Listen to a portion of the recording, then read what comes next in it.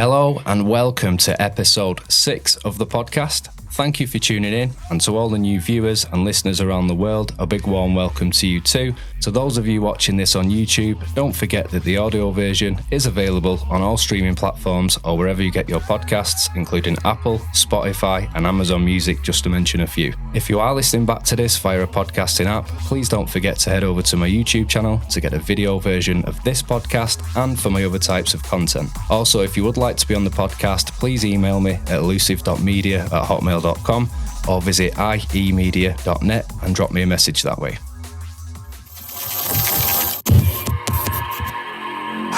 Media. Cips Clips. On today's episode, I'm joined by Kip, who's travelled all the way down from sunny Glasgow. We have met several times, which we will get into later on in the show, and we've been friends and part of the same sort of YouTube culture and stuff for quite a while, bouncing back and forth. Kip's got a channel of his own. Kip's actually a lord, so we do actually have a real lord with his sword in the house tonight. And yeah, it's just been a pleasure to have you on, man, and to get you down this neck of the woods. And we've met in London, and I've been up to Glasgow and spent time with you guys back in the day. And yeah, back in Nam. Treated me very, very well. So welcome to the show, Kip. Well, thanks for having me, mate. Even just to have a wee bit of a banter and chat and a catch up and stuff in person. But it's even cooler to be on the old podcast and this sort of a setup, man. It's well impressive. And kudos to yourself with the studio and what you're producing and stuff, mate. It's really good production value, and keep going, man, and I'm sure you'll crack it. Thank you very much, man. It's appreciated. But I believe you're possibly going to be changing your YouTube name. For anyone that's maybe watching this and they're searching for Cips Clips, it might actually be... well, actually, being a real lord, as you know, and with my sword, my claymore sword, I'm thinking of changing my YouTube name to Lord Cips of the Clips, which I think is more apt now that I'm actually a real lord. Now, I'm starting small and I'm going to expand, so I've only got like 1 yard of land right now. Yeah. But I'm a genuine lord, and I can go and visit my land. With your sword? Well, no, don't say that, man. I'll get arrested in the way. But no, I can pop down, and obviously there's accommodation, and you can go and visit. I can go and visit and be a lord on my land. So it's pretty cool, and it was the person that done it. Kudos, man. It was right up my street, that kind.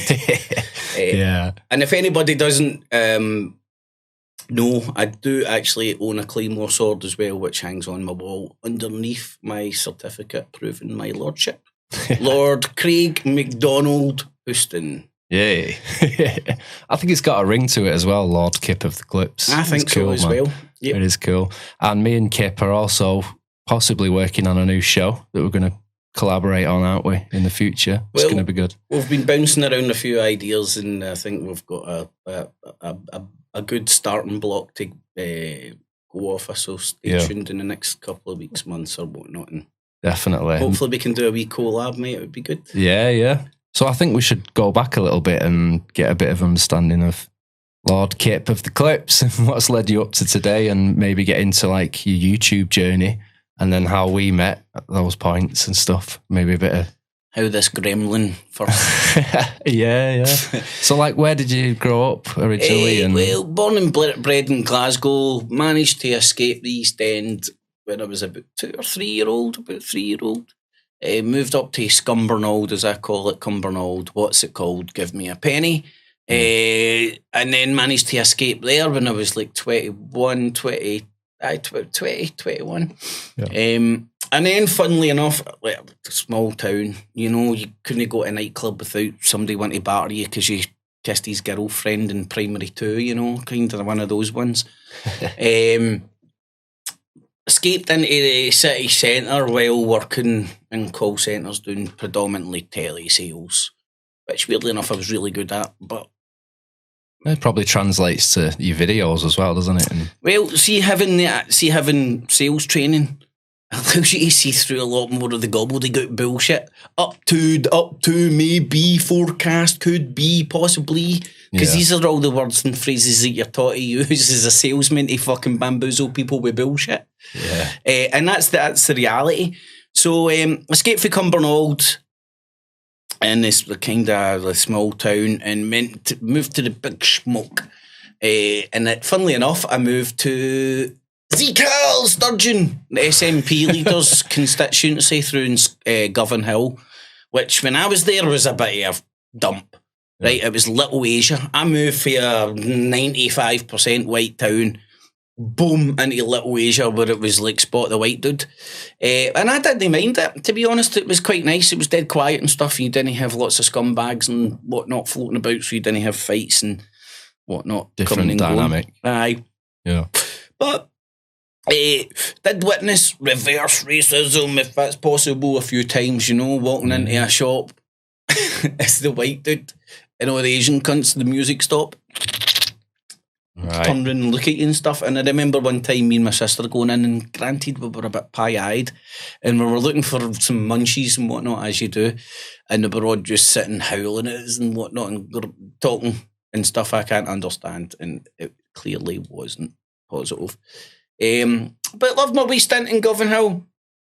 And then since there, I've bounced out a few wee places in Glasgow, a few homeless units. Yeah. Aye, man, I've been through a few homeless units. So you've been through, like, rough times like that as well? Aye, man, well, without going into too much details, yeah, of course. The shit cards that life sometimes deal folk, sometimes people don't deal too well with it, in my head with it. Yeah. And then ended up in a homeless unit, out one, then back in one, and then finally ended up in the arsehole of the West End of Glasgow, right. Where I am today.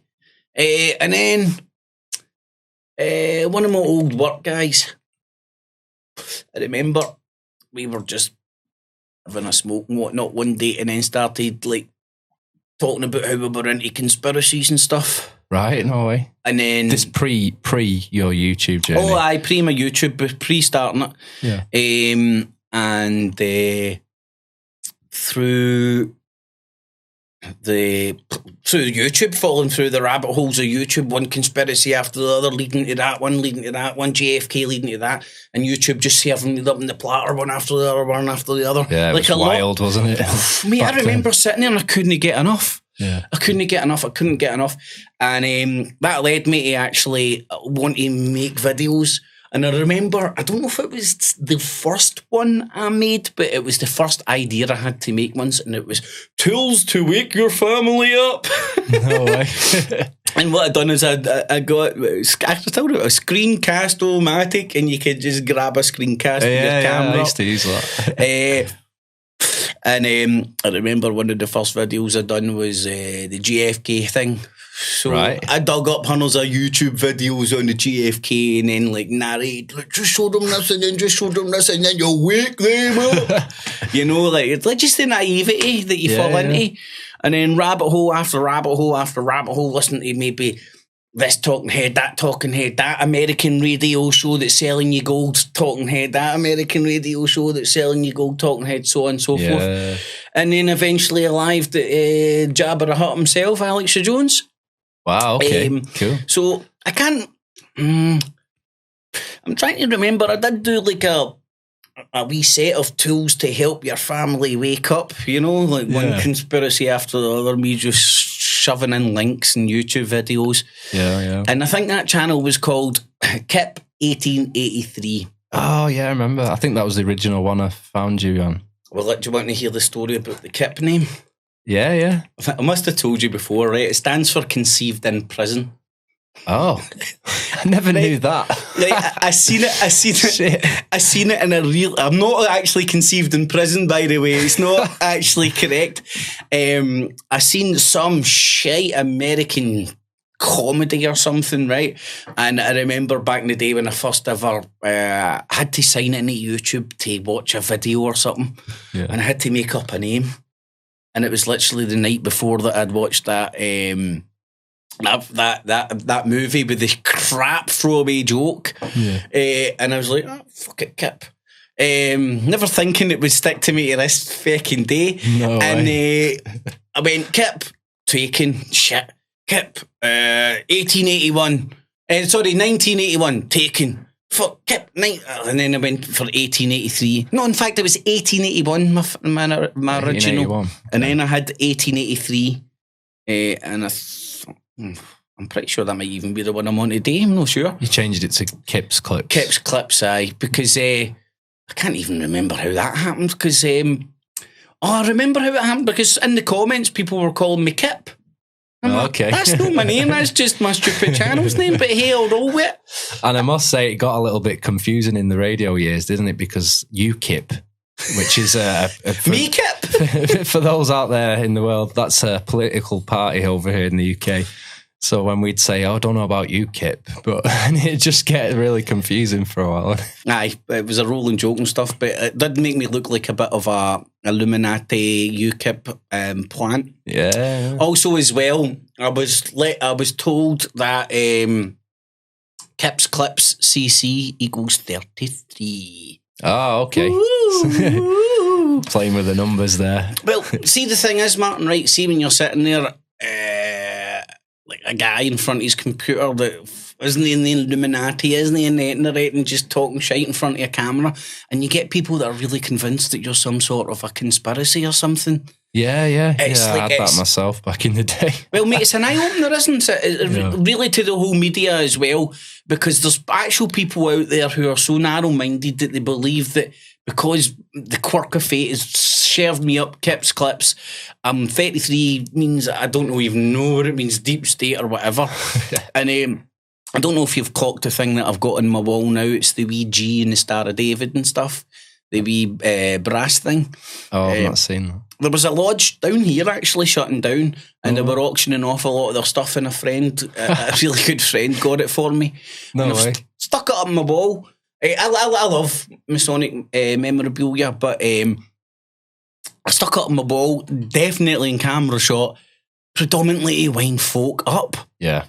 It's like this Union Jack. I wore it down here thinking, Jubilee. Well, in fact, it was when I took my camo off and I was searching for Charlie Veitch, you know. It's mad though, because I remember like two things. When I was doing the radio stuff on more the American scene through the interwebs, some of them in them sort of circles, because I was British, speaking British accent, they'd swear down that I was like MI5 and I was some sort of handler or something like that. And not only that, because my channel back in the day, I used to have like a pyramid with, you know, like the pyramid and the eye. Aye. Traditionally, it'd have like the eye at the top, wouldn't it? Oh, I didn't know that. I'm leaving, mate. You're confirmed. No, but my symbol had like, it was just like a triangle, but with like a big eye looking out the middle. And to me, that meant something like the eye looking out, like, what's going on, sort of thing. But people would swear down that I was some sort of Illuminati because I'm using the symbol. And it's like, no, what off the heck, rocker, man? Off their fucking rocker, man. Like, there's no other way of explaining it. But, like, fair play to them, because they do believe that shit. And, like, I don't think that they are... I just think they're very... It proves... Me and you have got an insight... knowledge of how susceptible people can be to bullshit. Yeah. Stuff definitely. That is not real. Like for me, chemtrails, flat earth, Kip's Clips meaning 33, I'm Illuminati. Yeah. My dad being a Mason meaning I'm a Mason is fucking nuts, Alex man. Jones is Bill Hicks. And all that stuff. Man. It's all in the ears. Do you remember? Hold on, I still believe that one, by the way. Martin, one of the first rabbit holes I fell down was the news reporters and their blinking eyes showing that they were lizard people. Yeah. Mate, I believed that for a ball hair in my life. I was like, look, what else can it be? Shape shifting and stuff. It can't be the lights in their eyes creating some sort of a snake effect. It can't be the digital processing skipping a frame or two or fucking it up. No. David Icke was right all the time. You know what I mean? Yeah. Now, I don't know about you, mate. There was periods where I was... And as I said, man, I got into that conspiracy shit after coming out the shithole. Yeah, so you notice though now how our camera quality especially is a lot better. You don't see them videos anymore. Oh, on the old grainy shit you do, because it's so easy to manipulate, wasn't it? No, that's because the lizards have changed our technology. Oh. They've upgraded to Windows 11, mate. 5G. And they can't do it anymore. So I just remember all the rabbit holes that I fell down and were even susceptible to believe. I keep these videos on my channel to prove to people that I fell down the rabbit hole. I've got chemtrail videos on the channel. Right, okay. Now, like you say chemtrails, like there'll be people that argue it and stuff. But yeah, kind of debate here. They have been done, haven't they, in the past? Like we've seen governments have come out and said, oh, we've sprayed in this area, we've done experiments and stuff. So we know that it can happen. But I think you mean this obsession where every trail in the sky, people say, look, there's chemtrails today, there's chemtrails. And it's a commercial airliner because you can go on Flight Radar 24, get the app on your phone. It'll tell you what flight that is, where it's going, the flight number.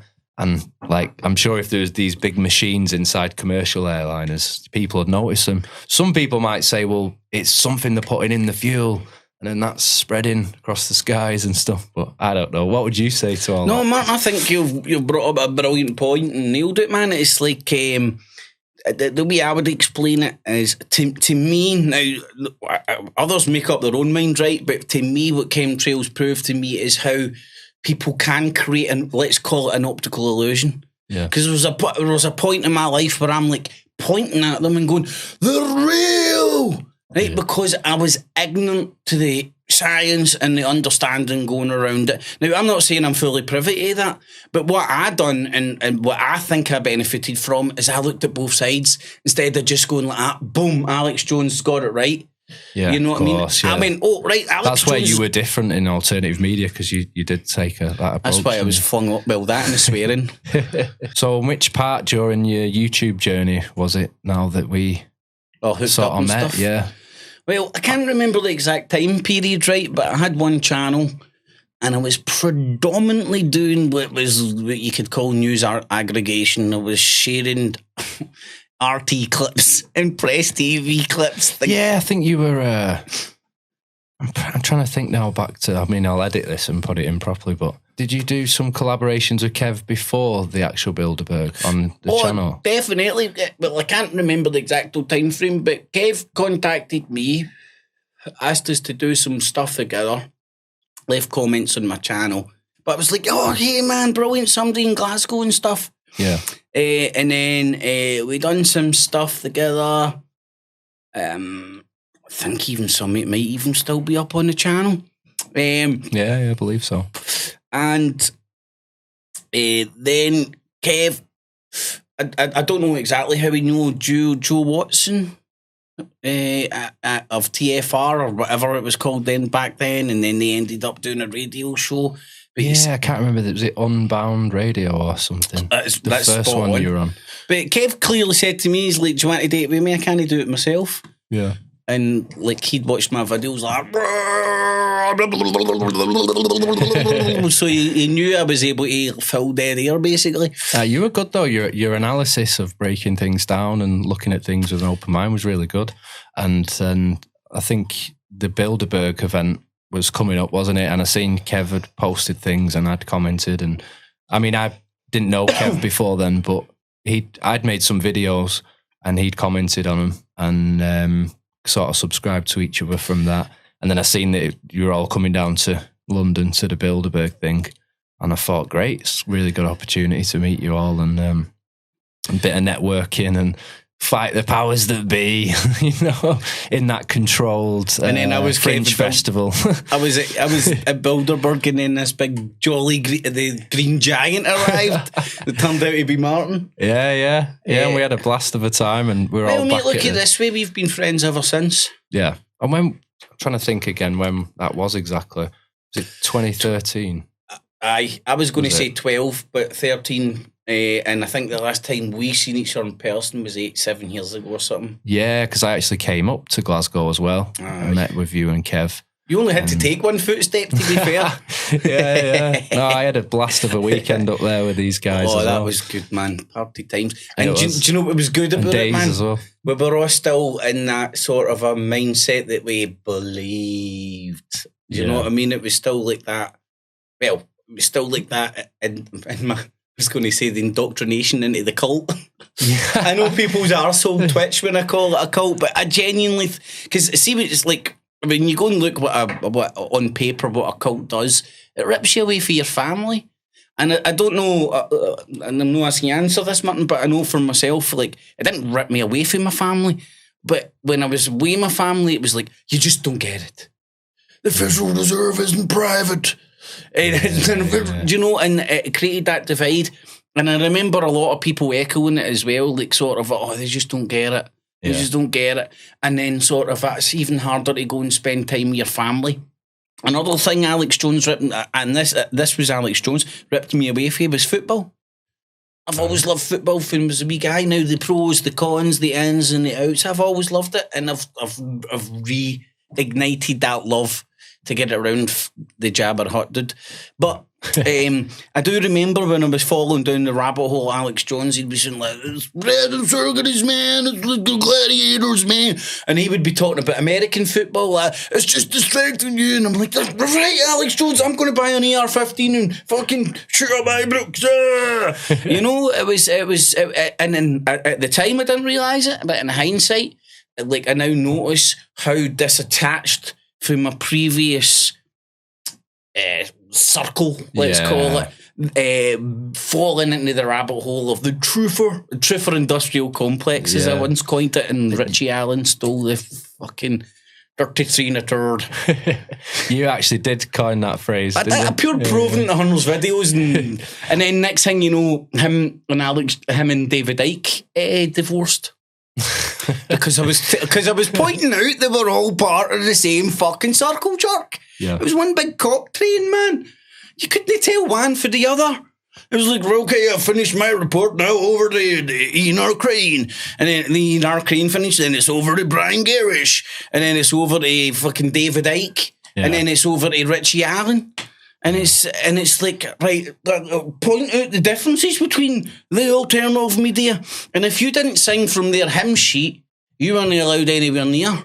Yeah, of course. You started asking some questions, didn't you? About things. Put it this way, Martin, you know this yourself. You question anybody in alternative media, you then become government paid shills or something. Yeah. You're like, no, I'm applying the same shit they said apply to the TV to the interwebs. Yeah. And I remember one of my favourite memes that I've ever made, right, is that wee, you know, the wee baby with the face. And it's like, what? The internet can lie to us just like the TV? Yeah. Damn, I've been done again, you know? And it's like, that was an epiphany for me when I started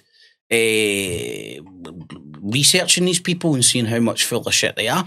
I mean, all I do is need to point out, UK Column's primary goal was to destroy Common Purpose, who are a political charity.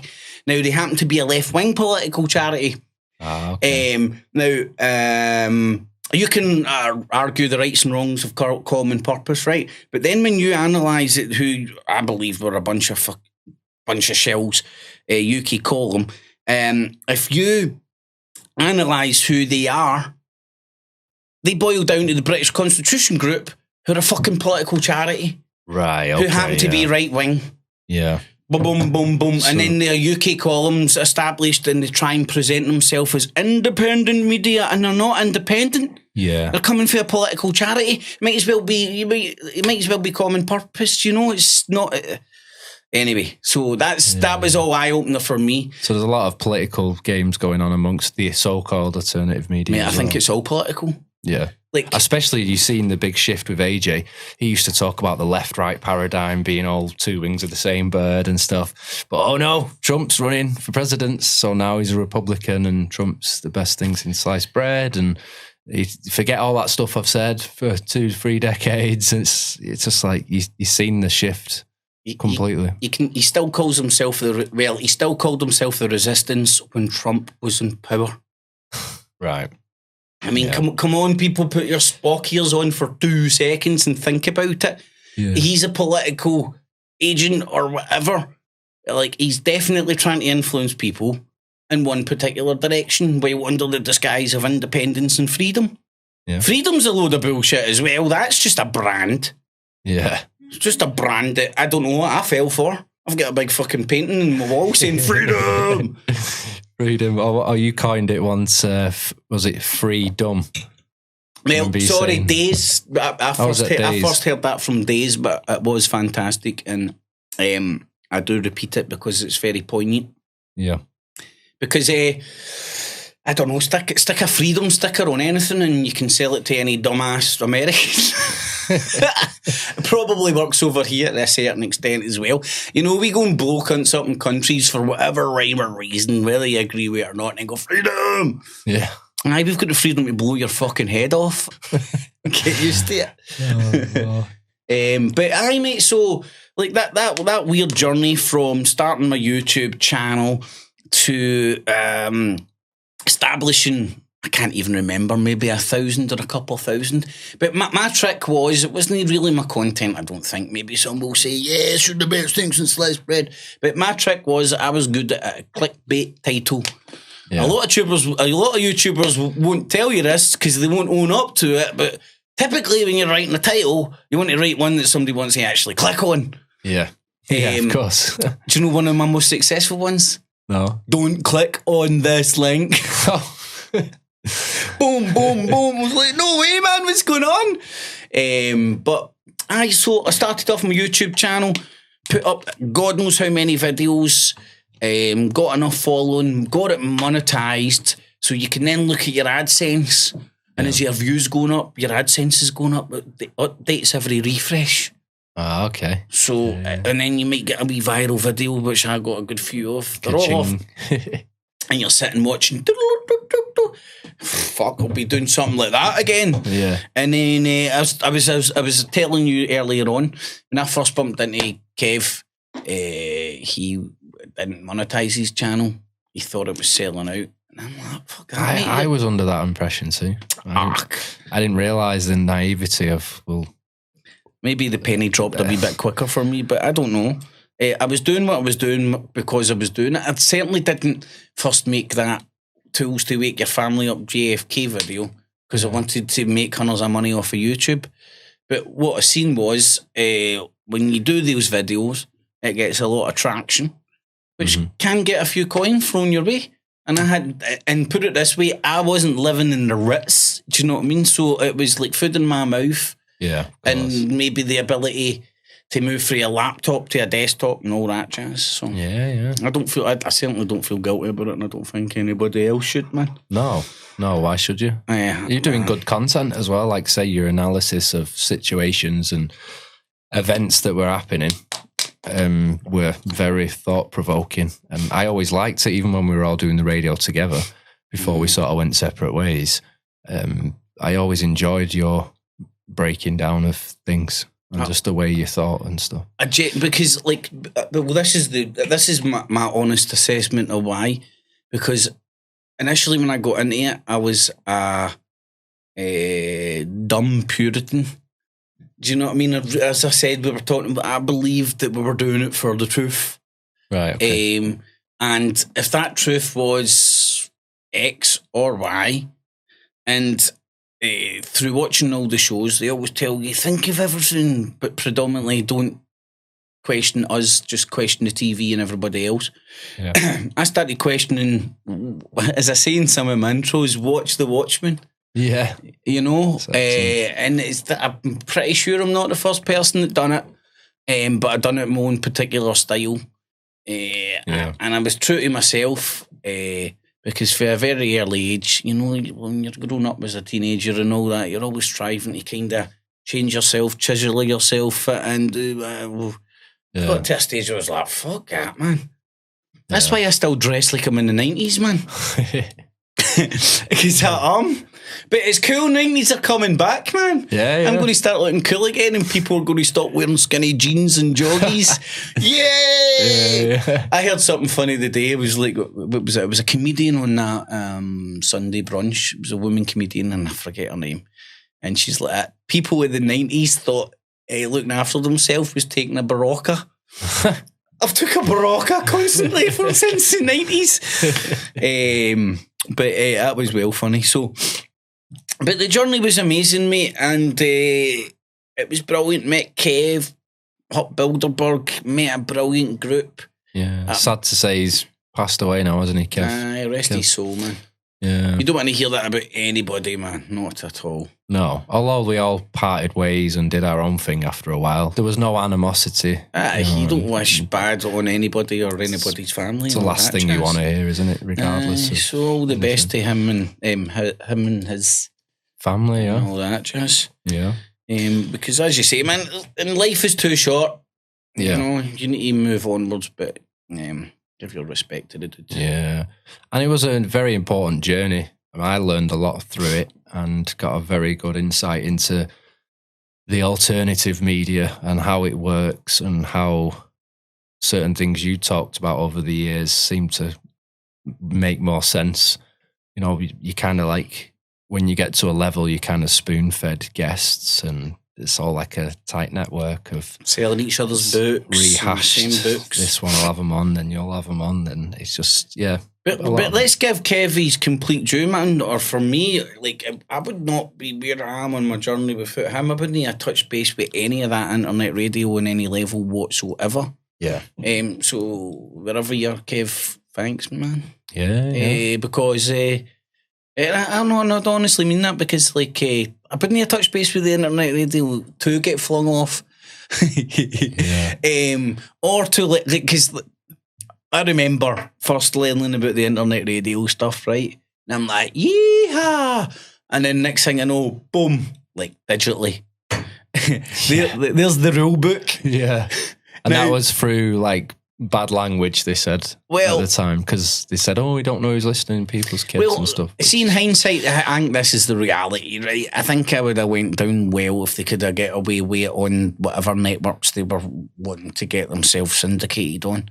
Yeah. You know what I mean? And then they had to settle for Kev as this token Scotsman. You know, because the networks that get syndicated on Scotsman go down well, man. Your voice is very, very sexy, much money. It's like a... Cut that out, man. I'm joking, man. Keep it in if it's funny. Well, Scotland's like some call centre capital, I think, isn't it? It used to be the call centre capital of Britain. Whether it is or not, I do not know. They used to say it was because of our accent, right? Whether that's true or not, who knows? I used to say back in the day it was because of our cheap labour. You see, you run a call centre in Glasgow is a hell of a lot cheaper than London. That's all I'm saying. But whether it was our accent or not, who the feck knows? I had fun in call centres, but it was high pressure, high reward. I remember working for one call centre and making an absolute fortune. I mean, in fact, I do know I was like 20, just when I was in Govan Hill, actually, 21. Right. And what happened is British Gas put their prices up, so they doubled their commission, which doubled your effort. And that was kind of like, not always, but one of the top salesmen in there, I would be top. Anyway, and I was walking out with like sort of a £600 clear a week.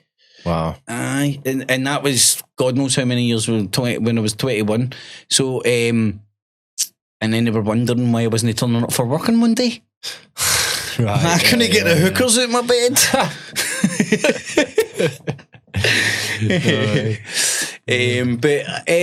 So I had a grand time in the call centre world, and again, in hindsight, in retrospect, all that corporate sales crap that I sat through endlessly, because anytime you got a job, either done like 3 days, 5 days, 10 days training, you know what I mean, you weren't just flung on the phones like I get on. Well, some of them we were get on with it. Yeah. But most of them, you would obviously get a lot of sales training, and it'd be all the corporate sales training, so it would teach you how to open close questions and what to say and what not to say. And that's why when I hear politicians speak, I know they're glorified salesmen.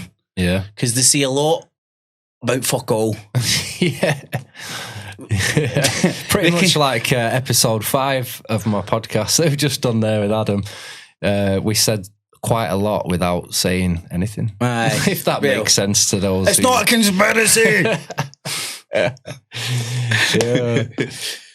Yeah. So, well, I don't. I'm trying to think where else my journey took me. So, like, that's how it like through the channel and stuff. I met you guys. Yeah, we met down in London, wasn't it? At the Bilderberg thing. Bilderberg thing. That was, and we could touch on that a little bit as well, because that whole event to me seemed a bit controlled. Sheep and a pen. What do you mean? The Fringe Festival, they call it. It's not a conspiracy.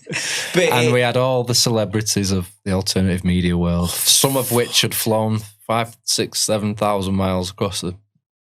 Well, look at Fat Man Jones on that barge. Yeah. Like, it must have had extra floats on it, number one.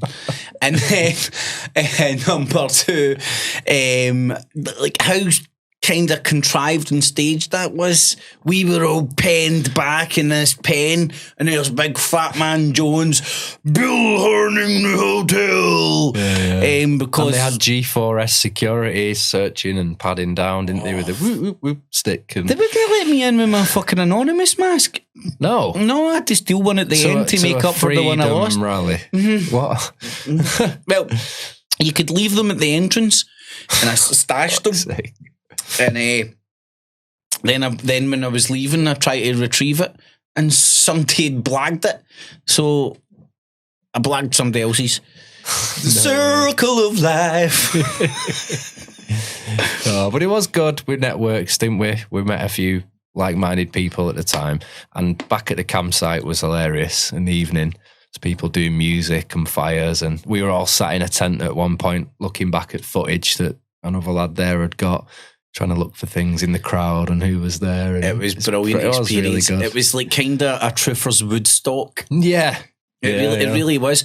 And I don't know if you remember, Martin, when we were heading back to the campsite, you were there when Boudica, remember that old woman? And right. Were you there that time? I might have been, but I forget so much. Right, so me too. But you wouldn't really forget this, right? So in the actual sheep pen itself, there was all sorts of characters, let's say, new age crazy folk making the whole crowd go and shit. Yeah. And I can't remember what night it was because that was on a mad one. And when we were going back to the campsite, it was like kind of illegal camping on somebody else's private farm ground or something. She was called herself Boudica. Right. What's her name? Boudica. I don't think she had shoes on. Pure floaty dress and hundreds of ties on and things. No, like I don't remember. A women Russell Brand full of whatever. And there was hundreds going back to the campsite, and she's in the middle of the road. No way. Stopping the traffic so everybody could go, and all the truckers and all that were thumbsing her up and shit. No way. I don't know why. I thought it was weird. There was a guy there with her as well, the same age, man. There must have been easy 60 plus. God knows what they were or weren't. I suspect they were fucking undercover agents. They were do you know the ones that start sleeping with the protesters and all that and having babies? Yeah. It's not a conspiracy. It really isn't a conspiracy. Well, I don't know, because what they were doing is they orchestrated us all by holding up the whole traffic straight to this campsite, and then the madness assumed. Do you ever remember that guy commonly known as Dom? Oh, yeah. Oof, God knows what happened, man. Maybe he just had enough of the digital shite, you know what I mean? Yeah. But when he arrived, everybody started shouting, and people were like, oh, no. And I just ran towards it. No, as you're saying, some experience. And see, when I came home for the first ever time in my life, I had lost my voice. And when I say, I don't mean, can you speak? Yeah. You were doing a lot of interviews down there, weren't you, as well? I was on Press TV. Yeah. I've got it on my channel, me being impressed TV, I can't remember. It's really good that we're looking at the elites now or something, man. Yeah. I love it, man. It's fucking hilarious, man. Yeah. I had a wheelie of time down there. The Channel 4 reporter who's new on BBC One, the Asian dude with the chops. Oh, I don't know. I can't remember his name now. But he was there. I'm pretty sure this is out there in the ether, but me and this guy, UFO hunter, cornered him for an interview. Started grilling him about the New World Order and the Bilderberg group and stuff. Yeah. But here's a conspiracy. Not long after that, and he worked for Channel 4 at the time, if I remember, he then got the gig with the BBC. Oh, okay. One gig at the Bilderberg group, and then he's promoted. Yeah. But that was me. That was the Woodstocker. Yeah, Truthorsville. Good experience. Like I'd definitely do it again. Change just it for at the all. Experience. Apparently, it's been going on this last weekend. I think in California or something at Bilderberg meeting. I would still go again, but I would need to go incognito. Yeah. I think I would honestly get the shit kicked out of me if somebody. Why? He's not a truther. He questions Alex Jones. Get him. What I would do. I think you are, in a sense. You just think on a. I think we just think on a deeper level, don't we? And we understand that a lot of the alternative media, not all of it, not demonising everyone, but a lot of it out there is to sell you products. And especially, I spent a lot of time in the it's the end of the world sort of stuff, genre. Pre-2012. Thinking the world's going to end, this is going to happen, that's going to happen. And you find that a lot of it was selling you survival products and this and that. And a common theme as well was gold. Silver and gold. And do you remember the colloidal stuff? Colloidal silver. Alex Jones was selling you radiation pills. Do you not remember Alex? I remember diamond gusset jeans. Get your Kevlar protection. I think I could even remember the see if I heard the jingle, I think I could sing it. Get your diamond gusset jeans or something. It's like it's like country and western, man. It was brilliant. That was ingrained in my nut. You never know when you get shot in the ass, do you? You never know when you need that protection with your gusset. Oh, talking to that, man, I could have done with it this weekend when I was riding the bull. Oh, yeah. Did you catch that? That was cool. You sent me the video of that on the bucking Bronco, was it? Aye, man. Wow. Oh, well, that was on my bucket list, my bucking Bronco, and I done it this weekend. It was brilliant, man. And you got a conquer of a bruise on you. Oh, man, it's like, it's not for the faint-hearted. You can hurt yourself, especially if you're determined to beat a 10-year-old kid, which I didn't manage to do. I was thinking, smart arse. I was like, right, link my fingers, golf styling, so I won't lose grip of my dick. I mean the thing in the middle, and then I'll lower my centre of gravity, and the me and the bull will be one. I was thinking of Jackie Chan shit, and it didn't work. Yeah. Basically, see the first level. No problem, got this easy, Peter. Second, don't it turn up? Woof, straight off. I'm not joking. As soon as that second gear hit, woof, straight just off. Gone. Man. Aye, but I'll tell you what, shed load of fun. And I think it was only, was it £2 or something, $2.50 or something? No, I thought it was going to be really expensive. Yeah, but it was good Jubilee fun. Yeah. and it was in a boozer. So you got the fun to watching all the drunk women doing it as well. Unfortunately, my camera didn't have a very good optical zoom. That's me being honest. King, the Lord of Honesty, Kip.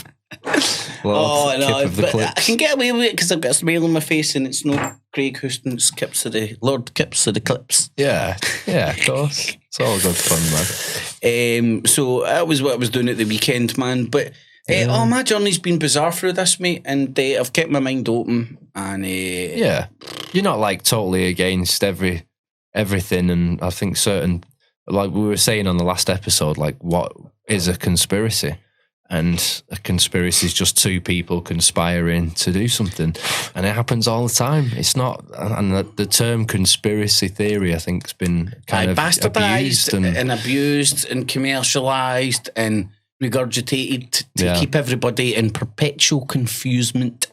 Yeah. Do you know what I mean? Like, nobody knows what way is up. It's just like, ask a youngster today what gender they are. I'm a zebra today. Yeah. And I come from a country where our national animal is a fucking unicorn. Oh, right, really? Do you know that? I didn't know that, no. I'm not I'll never think the same about Scotland again. See, when you see the royal emblems and all that, and you see the unicorn. No way. Have you noticed that? No. You've got two animals, typically a lion and a unicorn. The unicorn symbolises Scotland. No way. So, we're freedom when riding on in a unicorn. Ooh, yeah. That's what Mel Gibson should have done to be factually accurate. Here's another interesting fact. You know, Donald Trump's mum's birth certificate is in Edinburgh. Is it? Donald Trump's Scottish, man. No way. I don't know. He's got a big golf course, hasn't he, up there? I think he's got two now. Wow. If I'm not mistaken, or he was trying to get two and maybe get knocked back. But Donald Trump's a Scot. No way. Scottish blood. Many people think he's going to win again, don't they? I think he's going to win again. 100%. I thought he was going to win the first time.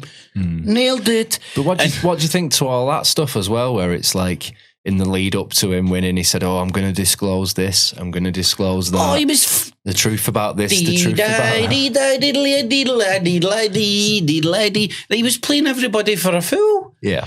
And do you know what? I called it, I'm not blowing smoke up my own arse, but I did fucking say at the time, that cunt's not going to tell you anything about JFK. What he was doing was he was playing to a particular, he was playing a symphony to a particular demographic, which me and you are part of, but I don't fall for that shit anymore due to the sales training, because I could see he was just, it's like all good salesmen and politicians, you say what people want to hear. So he was, he could have, see if it would have worked, he would have told people that he'll tell you that Bigfoot's real. Because what was the bullshit that he talked about? JFK. What else was the conspiracies he was going to solve for us? The whole vaccines. September 11 thing. Was he not going to get JFK Jr., funnily enough, on the vaccine shit? Was that? Oh, was he? I don't know. JFK Jr. or whatever one's floating about the new in the political circles was meant to set up a vaccine commission, or was it an abortion commission? Right, I'll stand corrected, people. Stick it in your brains, I mean your Googles. That's what I started calling Google, my brain. See if I don't know something, Google. Yeah. Even talking today about most youth, right? The reason there's such smart arses and are the way they are, fucking like that, is because parents have now been bypassed. When me and you were younger, Martin, your Google was our parents. Yeah. If you didn't know fuck all and you really wanted to know the answer and you wanted to trust it, you would go to your ma, you would go to your dad. Nowadays, bypassed straight to the handheld. Yeah. And that's what, and plus, they can get probably an answer for everything. It's not always the right answer, though, is it? That's the scary thing. Mate, we're talking about people being susceptible. We're talking about pretty much male adults there. Think of the youth. Yeah. You know how susceptible they are. They're open slates. That's why when you were saying, do you think the alternative media is controlled or whatever, I think the vast majority of the alternative media was or could have been set up by entities who were ahead of the game, see where it was going, and then they could maybe implant a Charlie Veitch, implant a Brian Gerrish, so on and so forth. And and if you want evidence of this, look at UKIP. Not UKIP. Not me, Kip. Them Kip. Nigel Vag Kip. That's what I'll call them. Okay. Vaggy's Kip. Right? Now, does nobody put your Spock ears on? Does it not?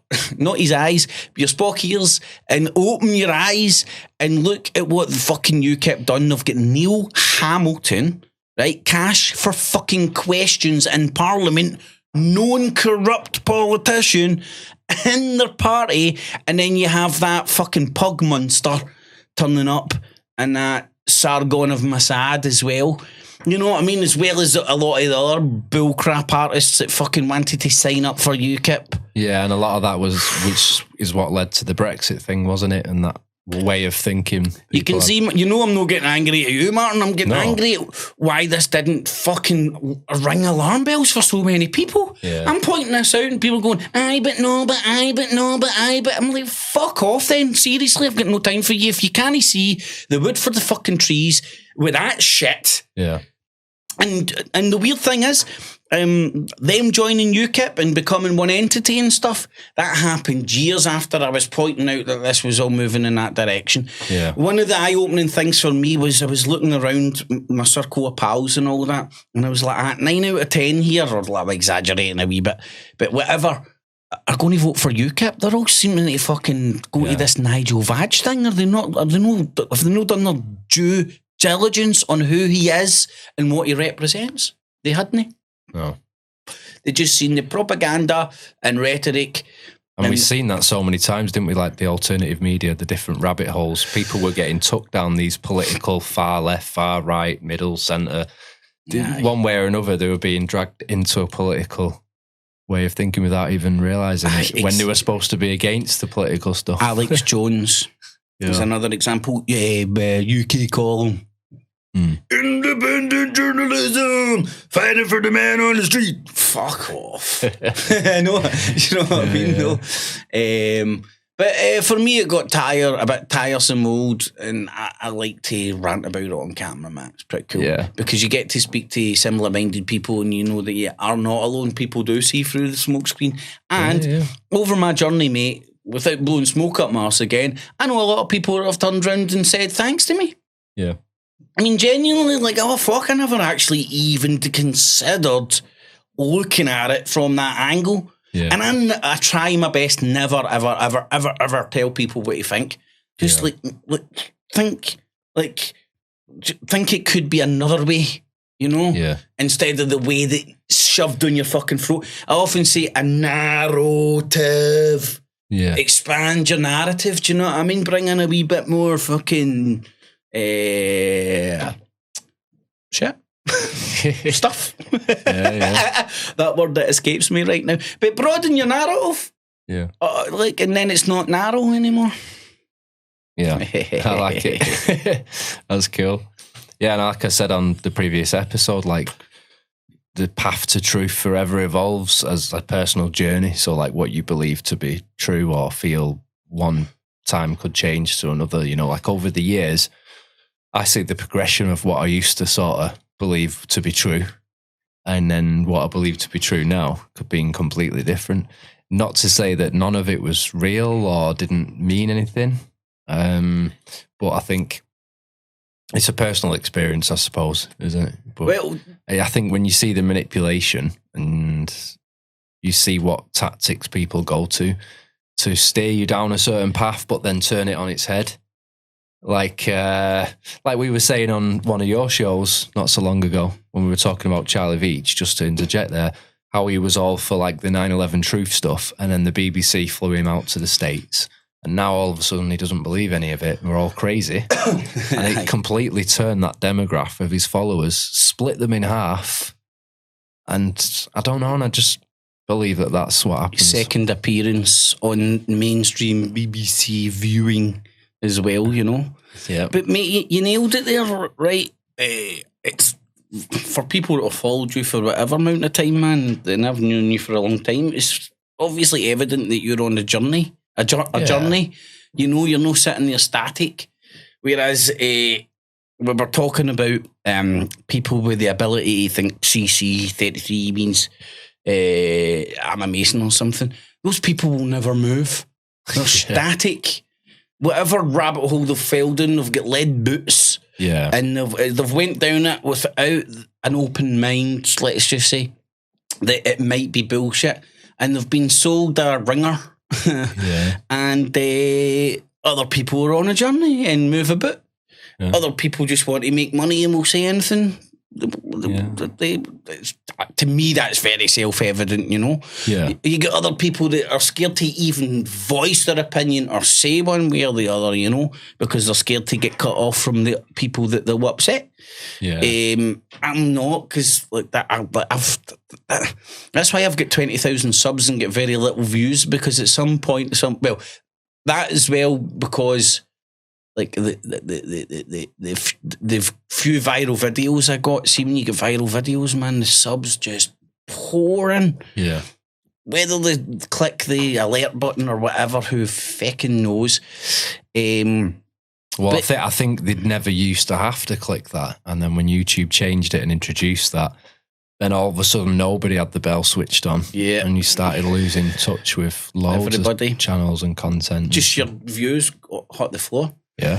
And that's why I get so little views. And also that as well, because at some point I'm going to upset somebody.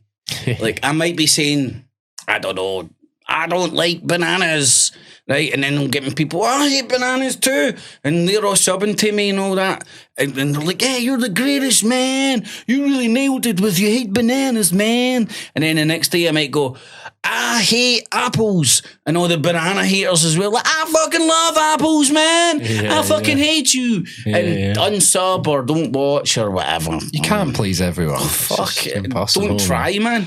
Because the people that appreciate my channel and shit that I do, that's what they do appreciate, I would argue. Yeah. I'd say definitely go and check it out, people. It's really, really interesting. Cips Clips, CIPS, Clips, CLIPS. Yeah, just think I conceived in prison. But you weren't really. That's the joke behind or was I? It's not a conspiracy. Yeah, I'm looking forward to this. We're putting some ideas together, aren't we, for this show, the new show that we're going to do, like a collaboration thing. And even if we do, you know, once a month or whatever, just to get it going, you know, and try and get some format and then maybe do it a bit more regular, it'd be really cool. Sounds good to me, mate. Nothing's in stone as of yet, so but people just best stay tuned to see what the hell's going to happen. But if it's as good as crack as we've had tonight, mate, it should be good. Yeah, definitely. And I don't know about you, I've had a laugh as well. Yeah, it's been great, man. It's been great, as is every time we connect and speak. The only problem is you invite me over here and all you serve me is steak. Where's the caviar? Where's the caviar that I ordered? Be careful, that might offend vegans. Next time I want steak and caviar and your finest red wine. It's a huge mistake. You know, but mate, honestly, man, and thanks to the good lady that's cooked it, because it smells amazing. You're welcome. And that's why we're not doing 3 hours, only this amount of time. Yeah, we are quite hungry. We've worked up an appetite. It's been fun. Absolutely fun. So do you want to tell people where to reach out and find your socials? Cips Clips should take you to my channel, no problem at all, on the boob tubes and stuff. Apart from other social media, I don't really participate. On my channel, underneath all my clips, you'll get an email and Skype if you do want to contact me or send me the meaning of life or anything. And you do a bit of a call-in thing sometimes, don't you? Well, some people are always welcome to call in, man, but sometimes, like, I mean this in a... I do mean this. I mean, like, what is there to debate? I have my opinion, you're welcome to yours. Yeah. Most people are so militant in their opinion, they don't want to talk to you, they just want to fight. Yeah. There's nobody willing to talk up and well, that's not true. There's not nobody, but very few people willing to talk up, phone up or whatever and contact in and have a debate when you don't want to kill each other at the end of it. Yeah. Because I remember doing all the hangouts with 10 folk and all that, and you would end up having to be a referee. Yeah. And trying to get a word in as well. Like... different personalities with different opinions. No, I'm right. I'm right. And then that's why I know that's how I know that God invented the mute button. Otherwise, it would turn into chaos. And that's why I know that God invented the talking stick. Yeah. But the kind of format that we're thinking about, mate, like maybe throwing a few audio or video clips up or whatever of the stuff that we're talking about, and then just a wee tit for tat between two buddies and stuff, man. There's no really, very rarely talking over each other.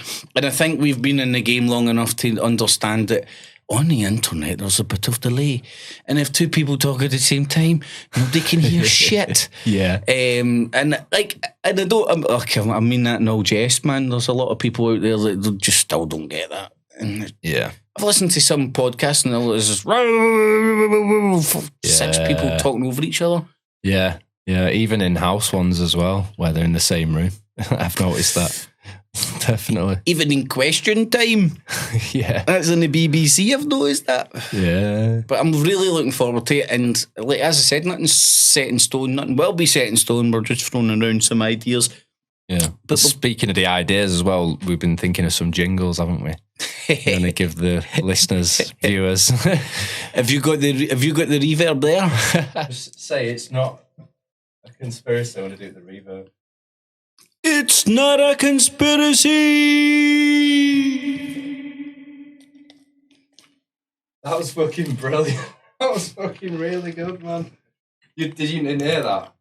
No, man. Can you play it back easily? Try it now. Try it with you. Go on. It's not a conspiracy. That does sound good, actually, by the way. If there's a button to turn that on and we can do that during the show, that would be shit hot. Yeah, that'd be funny. You're right, that is good. It might be a conspiracy. It's not a conspiracy. Oh, that's a business, actually. That sounds really good. Use some little clips. You could have them as just sound bites, you know, playable with a press of a button. Yeah. Well, you can do that with these stream decks. Can't recommend enough, to get one of these for your streaming. I know. I would love to have one of them. What I use just now is my number pad for scenes and stuff. Oh, so you can. On OBS. That's good. But sometimes it triggers shit on videos and stuff like that, which fucks up. So oh yeah. I would actually love one of them. See, the more you do it, the more you'll know what you use. You can have your YouTube. Like that brings up your channel, and that's your subscribers and your views and how many videos you've got and stuff on there. And then you can see Dogecoin, Bitcoin. So there's like loads of little shit you can do with it, man. Really, really useful. It does look shit hot. I got this as one of my, was it Christmas presents off the family? Because they're all asking me at the time, what do I want? And there's always a gadget or something I need. So I was like, Stream Deck. I used to use, amongst others, I used to use the No Agenda soundboard they had. Oh, did you? But it was just a web page that there's a button that you could press. Yeah. I've got no way of doing that here, really, unless I got like a little laptop or some sort of triggering thing. Tablet. I did have a wireless mouse and keyboard when I first started doing it, and I just found that I couldn't even see where the mouse pointer was. I can't even.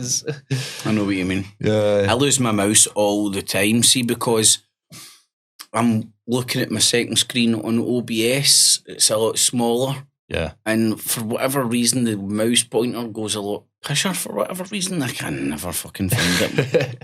Half the fun. Mad, chasing mice. Just to give you guys an idea of where we're thinking of this and what the show may or may not be about. I mean, Kip don't always get along with views. We don't always get along. I know, man. We were boxing earlier on. We were fighting over a steak. You know me. I'll try that again. That didn't make sense. No, we don't. We might not always see eye to eye on our views, but we don't need to fall out about it.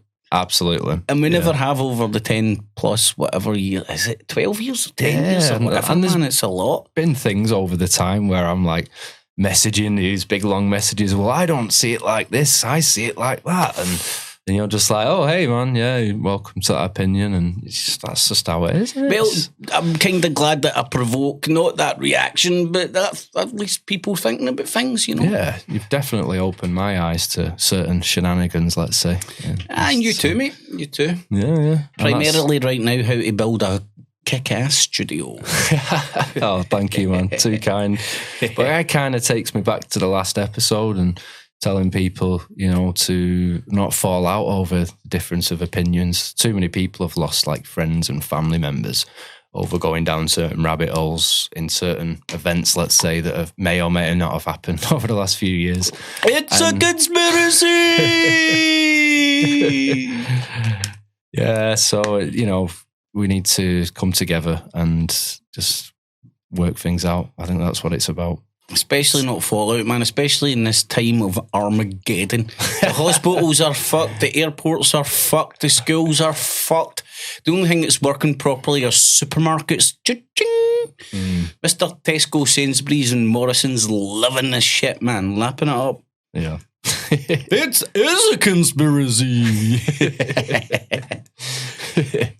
But yeah, it's been an absolute pleasure. You too, Martin. Yeah, thank you very much. And to all of you out there in audio app land listening, please don't forget to head over to YouTube for the video version of this podcast and for the other episodes and the other types of content. And yeah, Kip, where can we find you? Kip's Clips on the boob tubes, and you'll get ways of contacting me below that if you want to contact me about anything. Yeah, thank you very much, everyone. Oh, and I was going to say as well, man, if anybody does have any ideas about the show, why not throw them to Martin or myself? Yeah.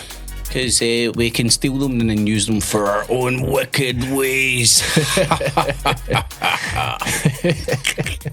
I like it. Stay tuned, folks. Plenty more coming up. That's been episode 6 of the IE Media podcast. Thank you to all of you out there. Appreciate it. Good night, Austin.